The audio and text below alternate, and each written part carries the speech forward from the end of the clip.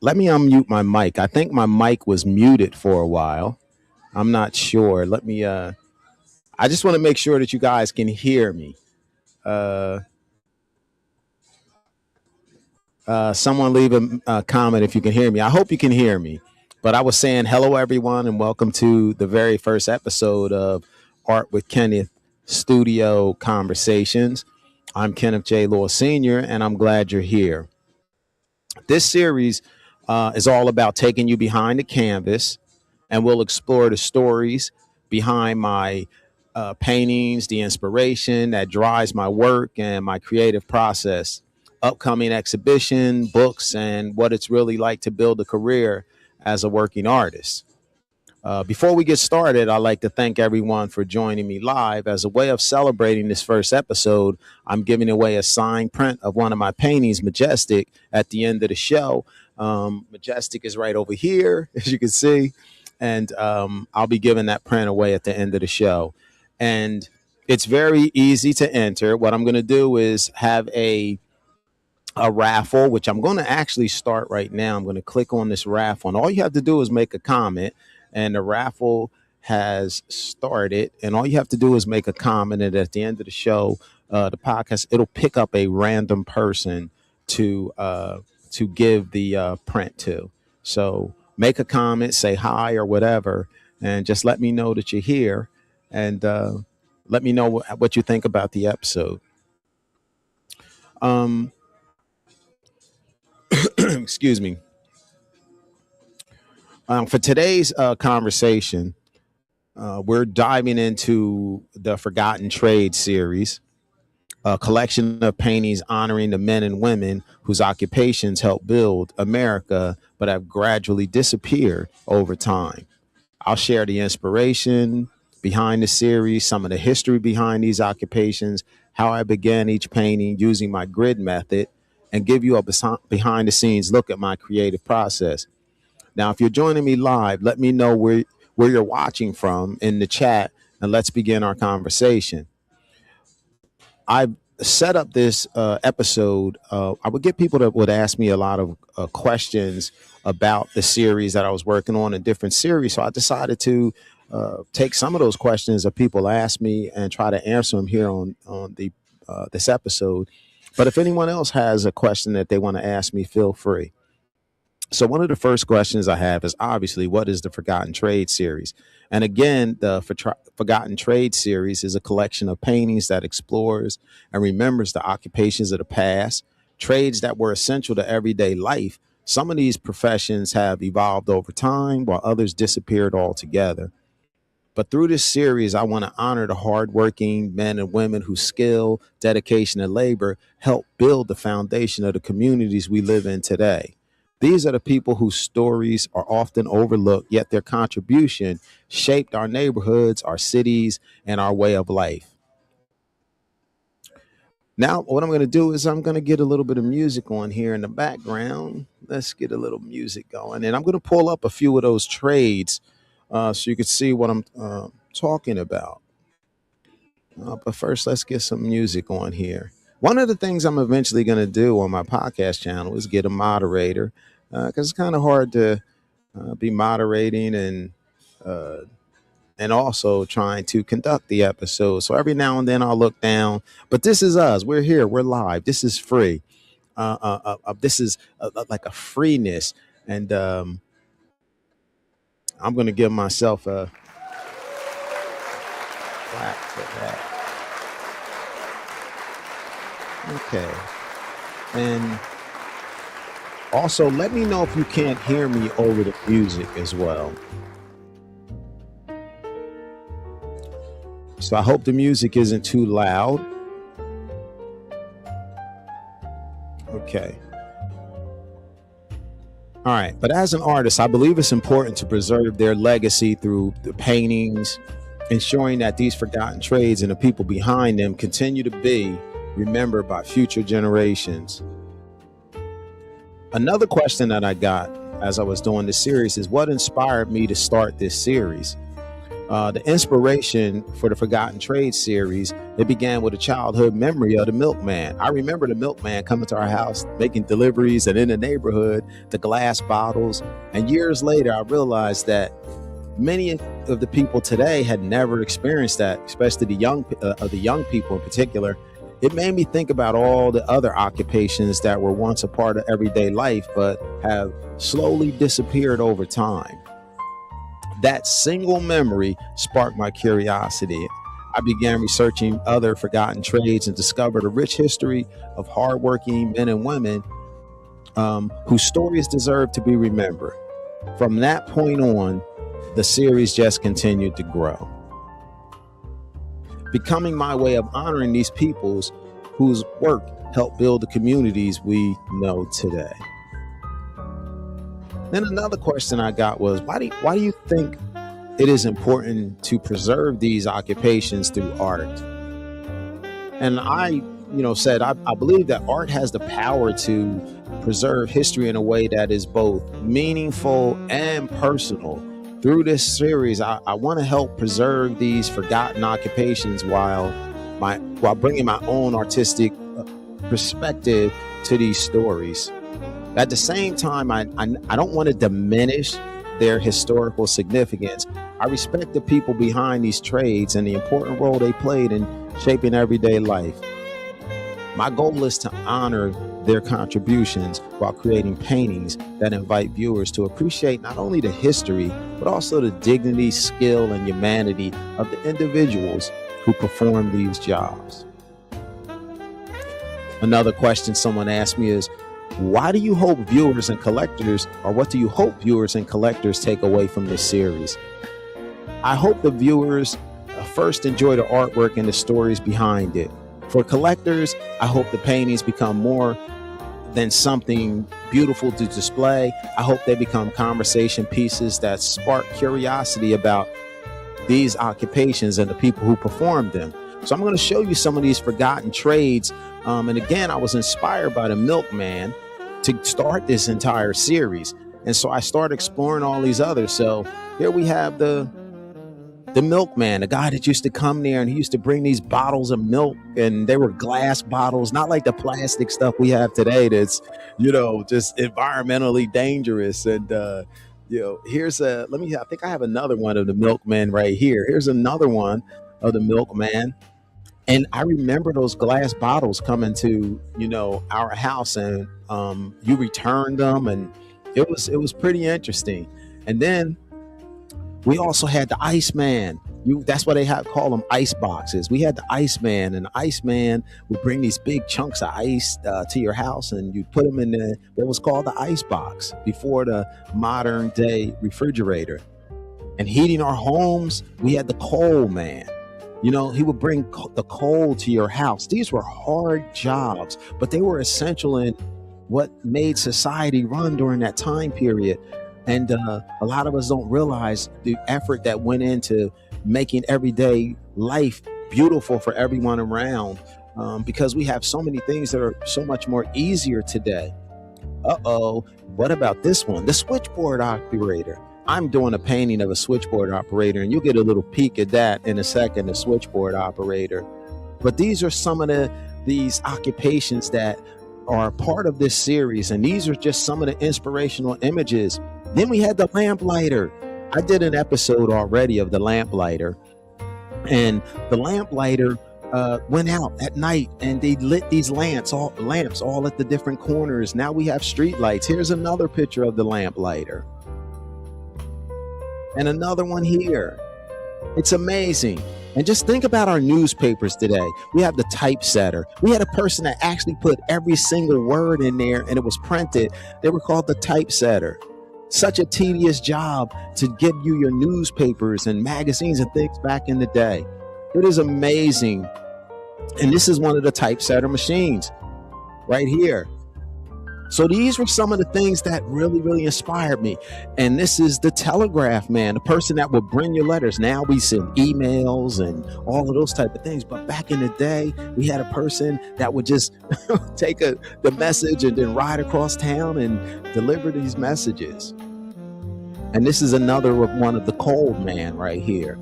So it's just amazing, these occupations and trades that many of them are forgotten. Some of them have evolved, but some of them are completely gone at this point right now. So I also hope that the younger generation, they discover careers that exist long before their time, while those who remember these trades experience a sense of nostalgia and reconnect with memories from their own lives. If someone walks away with a greater appreciation for the people whose work help shape our communities, then I feel the series has accomplished its purpose. Another question I got is question number 5. Why are you interested in painting working people rather than famous historical people? Well, I chose to paint these working people because this series is about honoring the individuals whose hard work made everyday life more convenient, more productive, and comfortable for so many others. While history often celebrates famous figures, I wanted to recognize the ordinary men and women whose contributions, just as important, but are often overlooked. These workers may not appear in history books, but their dedication, skill, and service help shape the communities we live in today. Through these paintings, I hope to give them the recognition they deserve. Question number 6 I had was, how did these workers help shape everyday life in America? Many of the conveniences we enjoy today have their roots in the work of these men and women. Their skills, determination, and willingness to solve everyday problems inspired innovations that eventually evolved into many of the modern conveniences we see today. As technology advanced, many of these occupations changed or disappeared, but their contributions remain part of the foundation of our daily lives. This series is my way of recognizing that legacy and reminding us that progress is built on the hard work and ingenuity of those who came before us. Then I was asked, how do you decide which occupations to paint? And like I said, the series actually began with the milkman. That one painting inspired me to dig deeper into the forgotten trades. As I researched, I realized there were so many occupations that had disappeared over the years, and many of these jobs I actually remember from my own childhood. Let me give you a list of some of the ones. We had the milkman, the iceman, the bread man. We had the potato chip man, the shoeshine boy, the telegraph messenger, the railroad signalman, the Pullman porter, the switchboard operator, the cooper, barrel maker, the ice cutter, the organ grinder, the street lamplighter, the town crier, the knife sharpener, the chimney sweep, the blacksmith. These are just to name a few of the occupations that some of them have evolved and some of them are just completely gone. From there, the series continued to grow. Every new trade I discovered revealed another story worth telling, and that keeps inspiring me to add new paintings to the collection. Now let's talk about my creative process, and I'm about to show you a video in a second. So where did I find the reference materials? As again, I showed you some photos, but I'll show you some other things. With the onset of AI, I was able to generate some images of some of these trades and use them as references for my paintings. I study historical photographs. I watch documentaries on YouTube, and like I said, I use ChatGPT as a research tool to learn more about the occupations, their histories, the tools they use, and the period in which they existed. I don't rely on just one source. I like comparing information from multiple places so I better understand the trade before I begin creating the painting. So let's look at some of the images I was able to create via AI and use as references for some of the paintings which you will see later. Okay, so let's get to some of those images. So these were some AI images that I created that, I'm sorry here. I almost went to the actual paintings. I didn't want to show you the paintings just yet, some of the paintings I've done. But here we go right here. This is the chip, man. Guy used to actually come around with the chip. So this is an AI created figure that I'll use as a reference for one of the paintings. Right here, as you see my picture, the lamplighter. This was the reference image for that. We got the Pullman Porter. We had the bell ringer, the bread man, the typesetter. Just some of the images that I use as reference for some of my paintings. And you say, why do I use the grid method?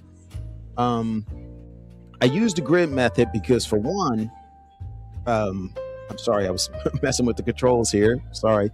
The grid method, it helps me to establish accuracy in the proportions because I like to paint large. It allows me to transfer the composition more confidently while maintaining the overall balance in the image. I also paint a lot, so using the grid method, it helps me work more efficiently. It speeds up the drawing stage, allowing me to spend more time doing what I love most, and that's actually painting.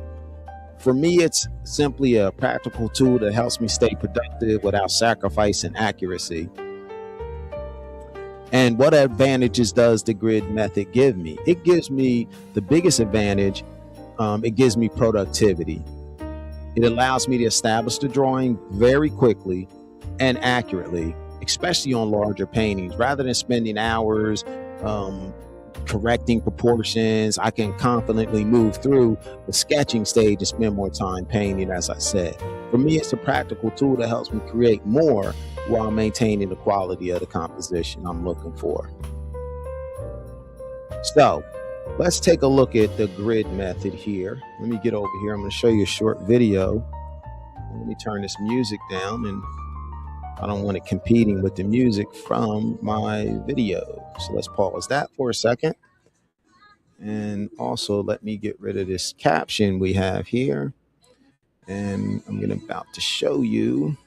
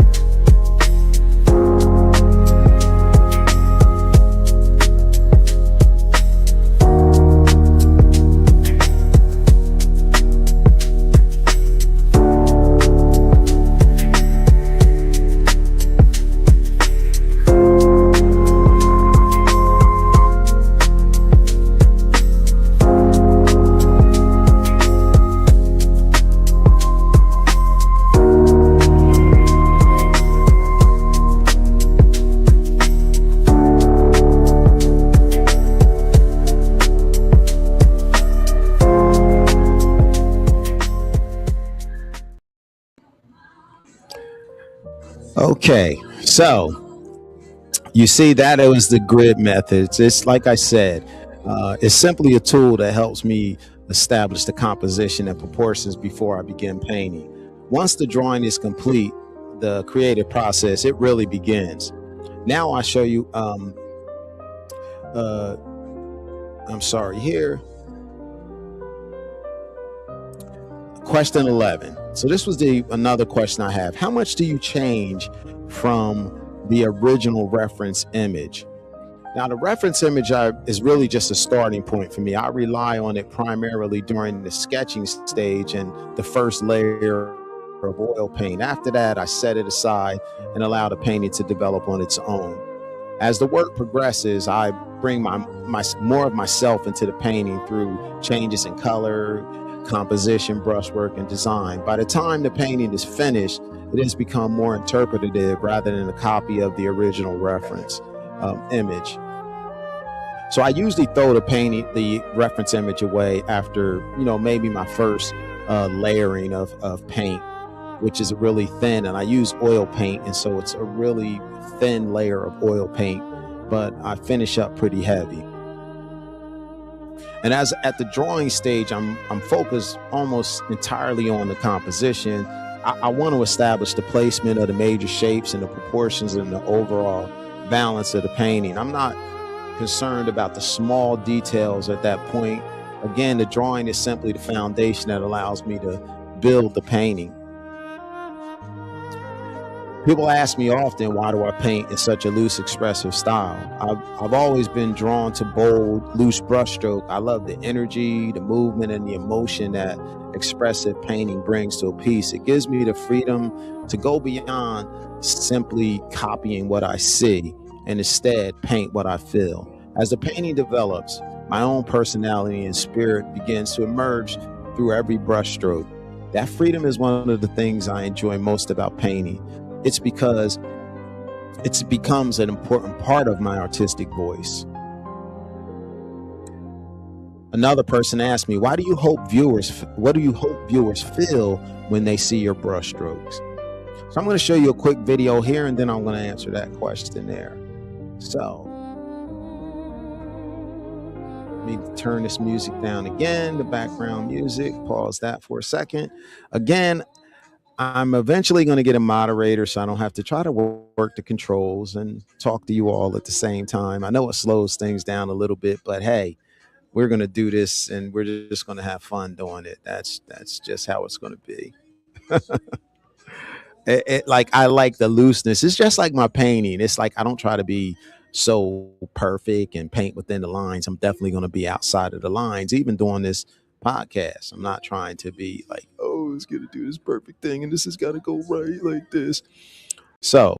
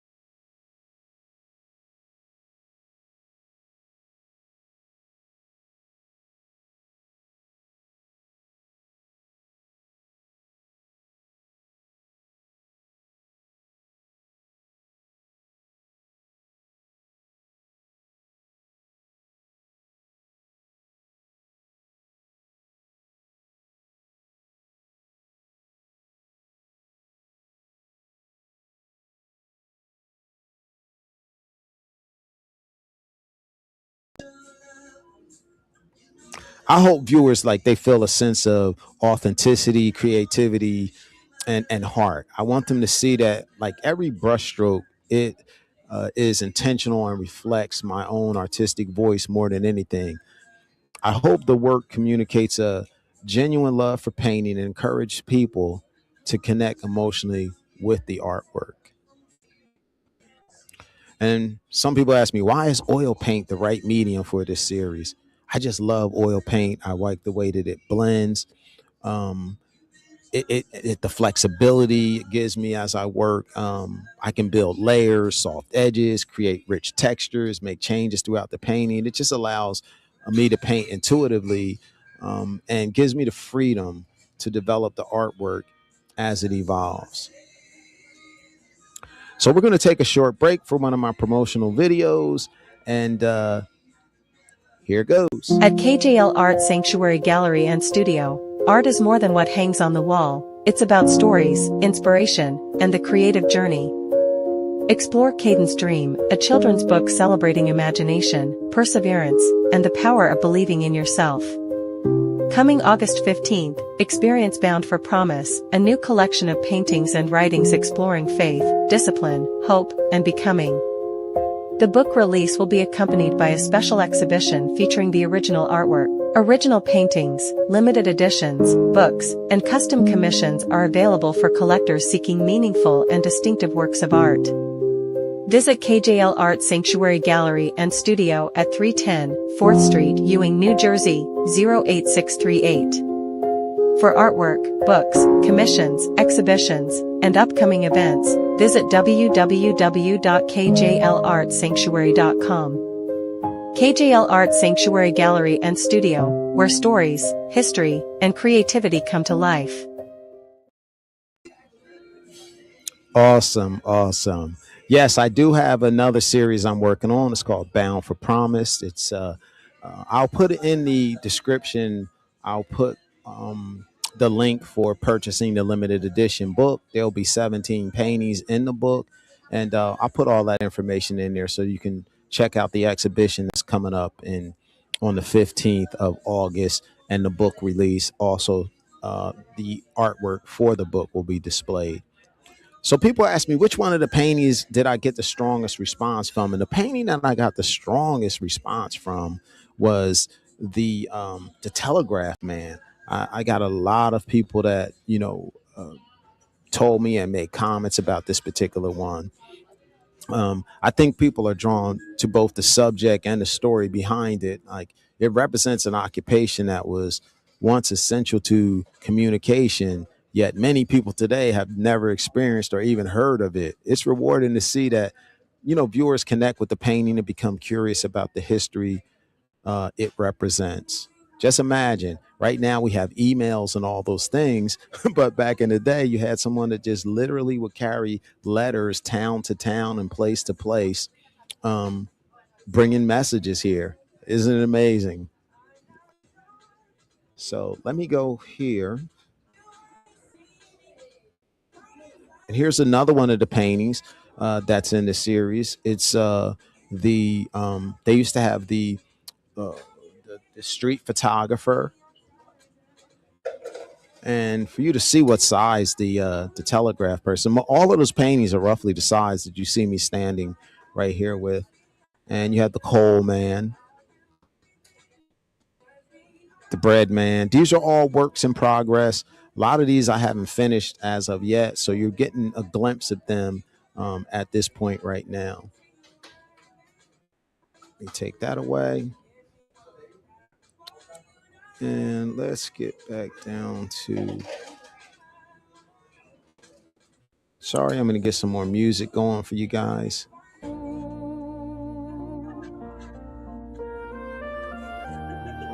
And then they also asked me which painting that I connect with. The painting I connect with the most is the Milkman.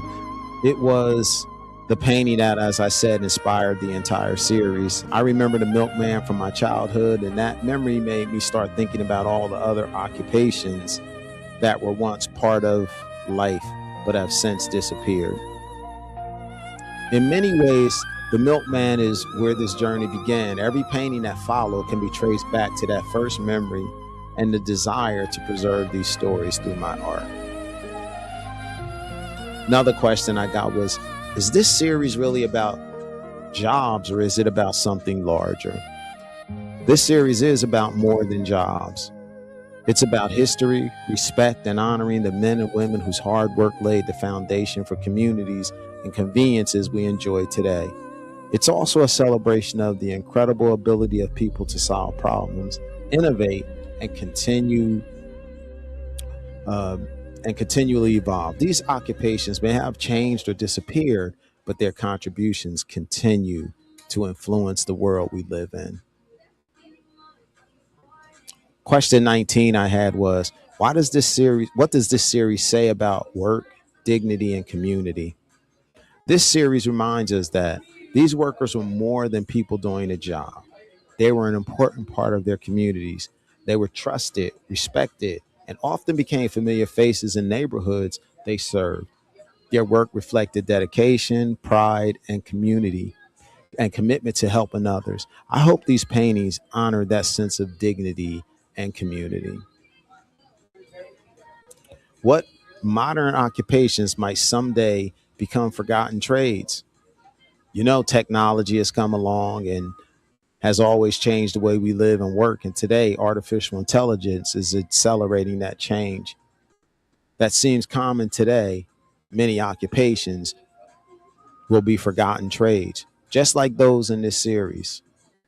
Some examples include watch repairer, shoe cobbler, bank teller, toll booth operator, newspaper press operator, and travel agent. As technology continues to evolve, new opportunities will emerge while others fade into history. That's one of the reasons I find this series so fascinating. It reminds us that change is a constant part of human progress. And they've asked me what new trades am I considering adding. It's just an abundance of them. I have a long list of forgotten trades I'd like to explore through this series. Right now, there are 10 paintings that are either completed or nearly at near completion, with more already planned. My goal is to eventually create a collection of around 50 paintings that tells a broader story of the occupations and the hardworking men and women who helped shape the everyday America.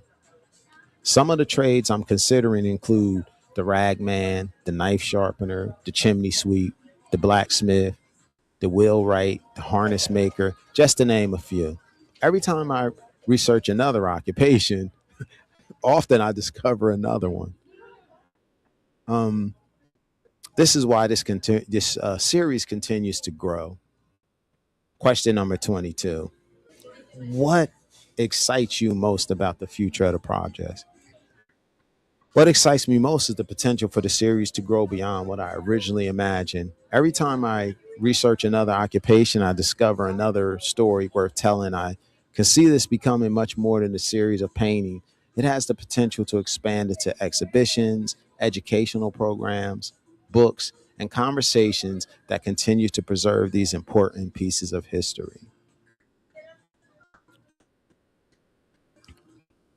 Could this series become a book or exhibition? Absolutely.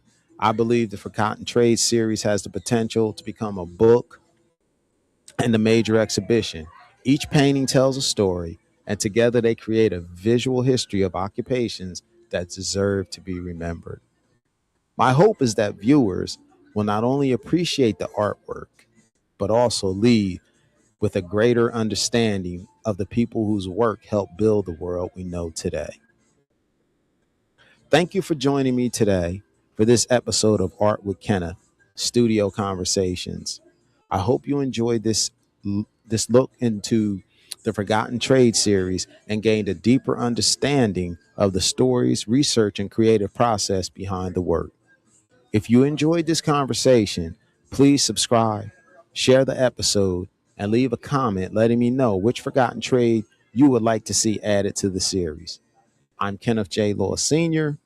Until next time, keep looking closely, keep learning, and keep creating.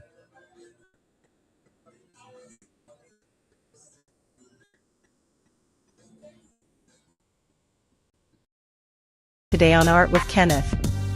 Your support truly means the world to him.